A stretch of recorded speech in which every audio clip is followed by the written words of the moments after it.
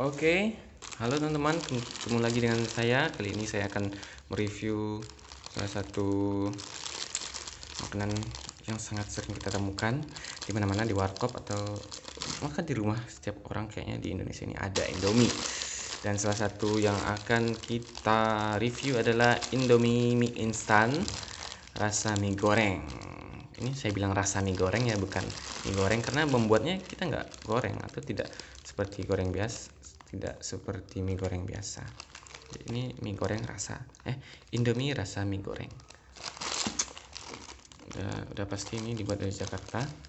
Langsung saja ya kita cek komposisi dari Indomie ini. Dan cukup banyak komposisinya, jadi kita harus segera cepat-cepat untuk membongkar komposisi dari Indomie ini. Ada komposisi dari mie instannya, dari bumbunya, dari cabai bubuknya. Cabai bubuk ini terdiri dari minyak dan kecap manis. Cabai bubuk, minyak, kecap manis. Aduh, nggak tahu sih ini kenapa disebutnya kayak gini ya. Cabai bubuk, minyak, kecap manis. Mungkin ini tersendiri. Cabai bubuknya emang nggak ada lagi, emang cabai bubuk murni gitu ya, makanya dia disebut aja di sini cabai bubuk gitu. Nah, ini ada bumbu, berarti ada 4 macam ya. Biasanya bumbu sama cabai bubuk itu satu nempel, minyak sama kecap manis itu nempel berdua. Oke, langsung saja. Kayaknya ini komposisi dari mie-nya sama dengan Indomie yang kemarin kita bahas ya, yang dari Indomie kari, rasa kari ayam, yaitu tepung terigu dan dibuat dari gandum, minyak nabati biasanya. Kalau kayak gini sih kurang jelas ya. Nah, ini yang lebih bagus, minyak nabati itu ya biasanya dari sawit sih kalau dia nggak buat ya. Kalau dari yang mahal-mahal pasti dia buat, biar untuk meningkatkan apa sih namanya brandnya, nilainya itu, nilai dari produknya itu. Kemudian juga ada tepung tapioka atau tepung kanji, ini buat dari biasanya dari pati singkong supaya kental. Mie ini supaya kental gitu ya. Kemudian garam biasa, penstabil nabati dan fosfat, yaitu penstabil ini untuk menstabilkan adonannya supaya tercampur homogen dan sama di setiap rasanya. Rasanya di sini, rasanya sini itu sama semua, nggak ada bedanya ya.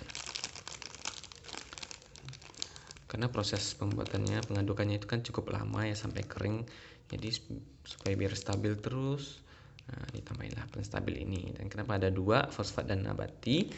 Ya kemungkinan karena tepung terigu ini sudah mengandung fosfat, jadi nggak bisa menggunakan penstabil fosfat terlalu banyak. Bisa jadi nanti ambang batas atas maksimalnya itu terlampaui, sehingga harus menggunakan 2 penstabil supaya lebih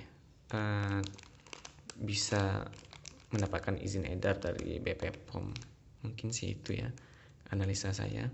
Kemudian ada pengatur keasaman, mungkin asam sitrat ya biasanya, mineral, zat besi, karena di sini juga ada, kita lihat di tabel nutrisinya ada zat besi cukup banyak, 30%. Kemudian ada pewarna sintetik tertazin. Nah, tentu saja ya, ketika kita merebus mie instan itu, rebusan air pertama itu pasti kuning, dan itu juga memberikan warna kuning untuk mie nya sendiri.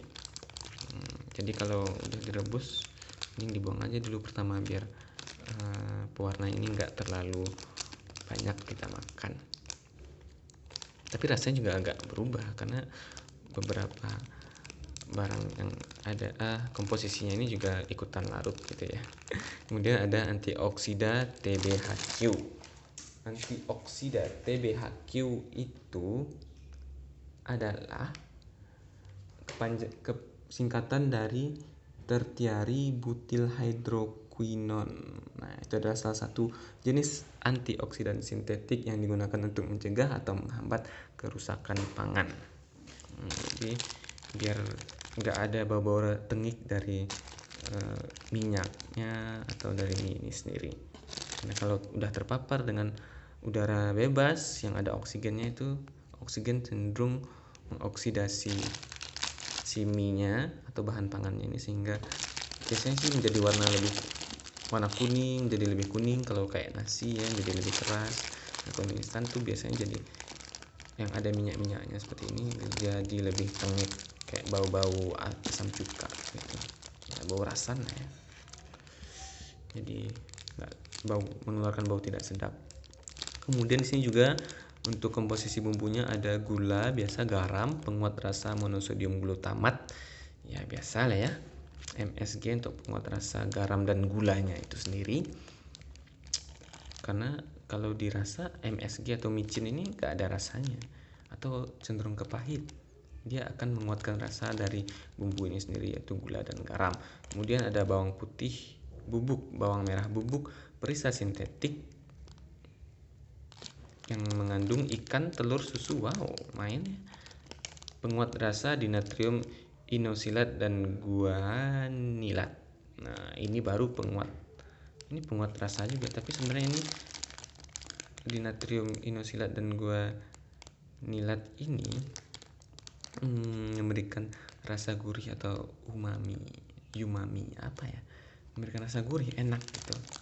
Salah satu 5 rasa dasar, pahit, manis, asam, asin, gurih, satu lagi. Nah, inilah yang memberikan rasa itu. Nah, pemberian rasa dinatrium inosilat dan guanilat ini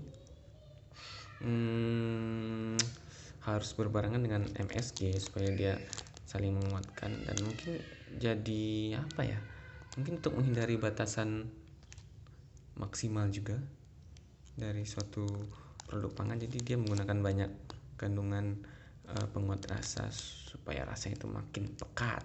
Dan inosilat dan guanilat ini biasanya namanya itu sama aja dengan yang digunakan di Indomie yang lainnya. Itu nama gabungan kedua ini tuh juga disebut dengan dinatrium 5 ribonukleotida.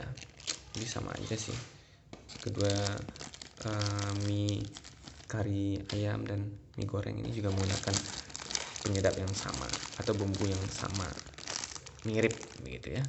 Tapi kalau yang di sana kayaknya nggak ada ikannya deh, cuma telur, susu aja. Tapi nggak ada ayamnya ya, jadi perasa ayam tapi tidak menggunakan ayam, sepertinya segitu. Nah, ini bahkan pakai susu lagi.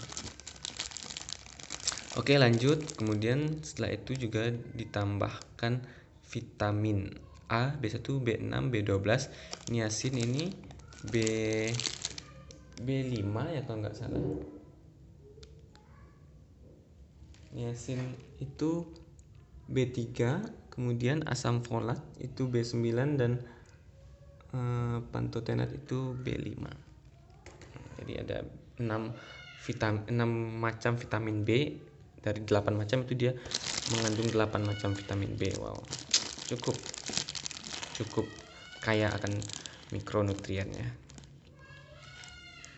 Kemudian ini ada cabai bubuknya. Kemudian cabai bubuknya sepertinya murni ya, nggak ada campuran lain-lain. Kemudian untuk minyaknya itu ada komposisinya 2 dari minyak nabati, mungkin minyak sawit. Kemudian ditambahkan bawang merah, mungkin bawang merah kering atau bawang merah cincang sepertinya ya, karena masih ada kelihatan sayatan-sayatannya itu, bukan dalam bentuk bubuk. Tapi kadang juga ada dalam bentuk bubuk sih, nggak tahu apa digorengnya dulu, kita tidak tahu. Kemudian ada ini kecap manisnya, tentu saja ini kan mie goreng ya, jadi pasti ada kecap manisnya yang dibuat dari gula, air, kedelai, dan gandum.